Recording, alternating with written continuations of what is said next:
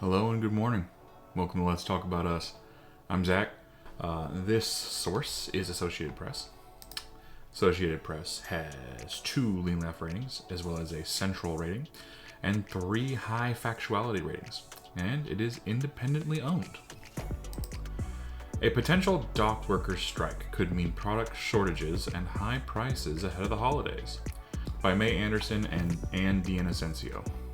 And this was written, like really early this morning, like 4 a.m. basically. Okay. U.S. ports from Maine to Texas could shut down Tuesday if a union representing about 45,000 dock workers carries through with a threatened strike.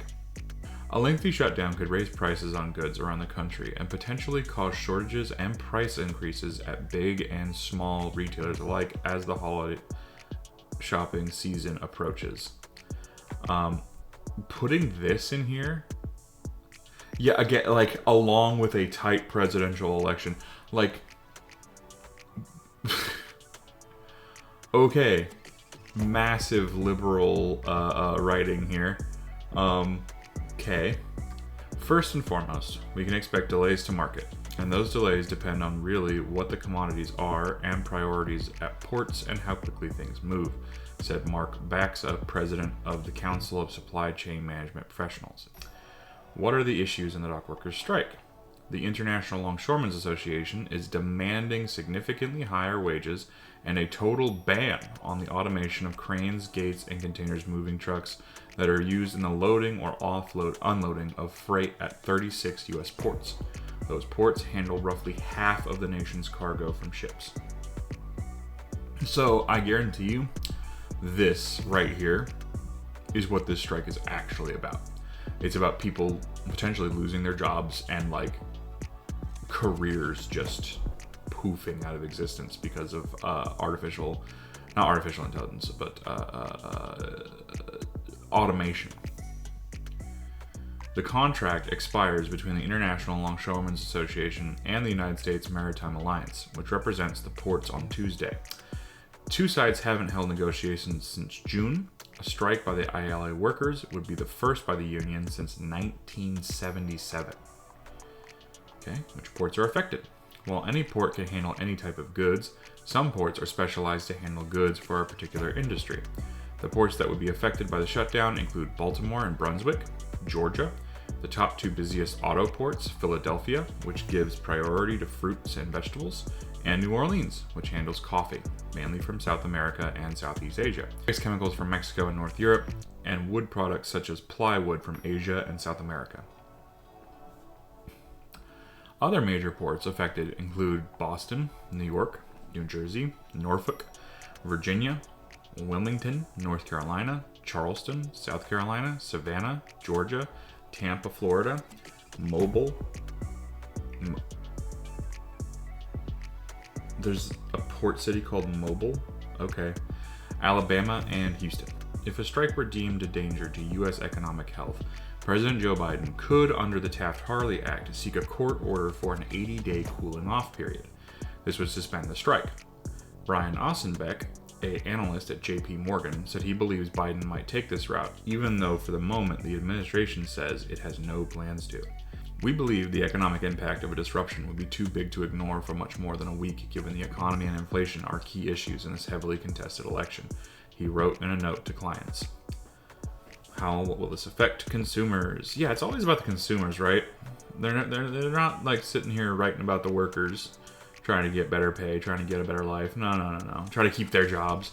The strike could last weeks or months. If a strike were resolved within a few weeks, consumers probably wouldn't notice any major shortages of retail goods. But a strike that persists for more than a month would likely cause a shortage of some consumer products. Although most holiday retail goods have already arrived from overseas, shoppers could see higher prices on a vast array of goods, from fruit and vegetables to cars. Retailers are making contingency plans. Since the major supply chain disruption in 2021 caused by pandemic bottlenecks, retailers have adapted to supply chain disruptors being the new norm, said Rick Haas, owner of a mini chain of patina gift shops in and around the Twin Cities in Minnesota. Okay. Oh no, the guy selling cheap gimmicky items might suffer a little bit. Oh man, darn. The best approach for Patina has been to secure orders easy and have the goods in our warehouse and back rooms to assure we are in the stock of key goods, he said. Daniel Vasquez, who owns Dynamic Automovers in Miami, Florida, which specializes in importing and exporting vehicles, increased inventory, specifically for vehicles that take longer to ship in anticipation of a strike.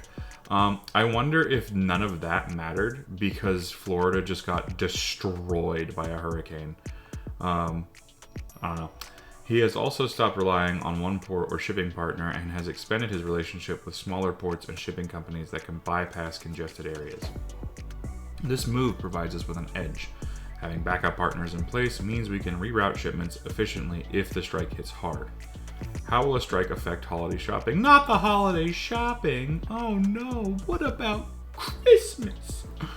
Jonathan Gold, Vice President of the Supply Chains and Customs Policy at the National Retail Federation, the nation's largest retail trade group, said the possible strike comes as the supply network continues to face challenges from ongoing Houthi attacks on commercial shipping that have essentially shut down the use of the Red Sea and Suez Canal. The uncertainty also comes during the peak of retailers' holiday shopping season.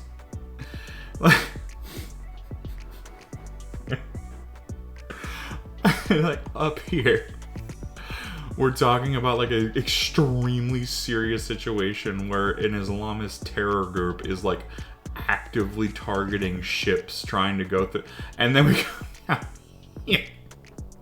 And they're just like, but Christmas. The uncertainty also comes during the peak of retailers' holiday shipping season, which traditionally runs from July through early November. Many big retailers anticipating a strike started shipping their goods to U.S. distribution centers in June, and Gold noted that a majority of products that are already in the U.S. But retailers will have a hard time replenishing items and are incurring extra warehouse costs to store goods longer. Gold also noted that carriers are already announcing surcharges on containers to address potential disruptions. The Toy Association, the nation's leading toy trade group, was one of roughly 200 trade groups that sent a joint letter to President Biden earlier this month urging the administration to work with ILA and USMX to come up with a contract. Greg Ahern, its president and CEO, noted that a strike would happen at an extremely critical time for toy sellers and makers. Up to 60% of toy companies' annual sales come during the fourth quarter.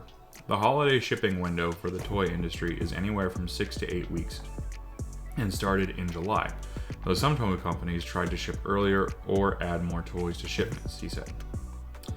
It hits many ways, he said. From a consumer perspective, it starts with delays in availability and then starts to surface as product shortages within toys. At retail, for the toy industry, it results in potentially higher prices based on scarcity and increased costs. Okay, so here's the two liberals in question. So what I got from this is people are like literally fighting to keep their jobs. People are fighting their industry so it doesn't just replace them with robots.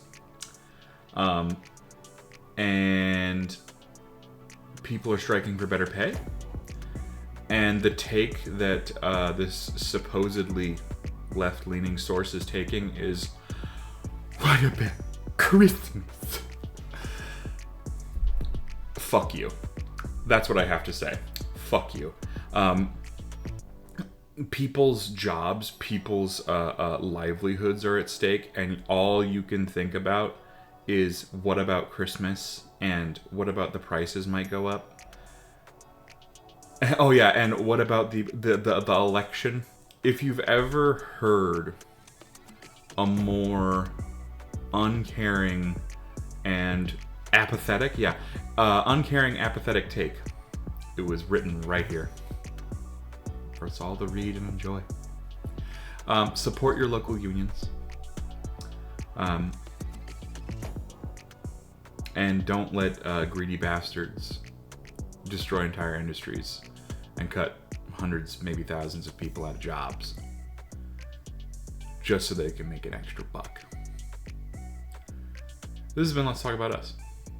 I'm Zach. You'll have a good day.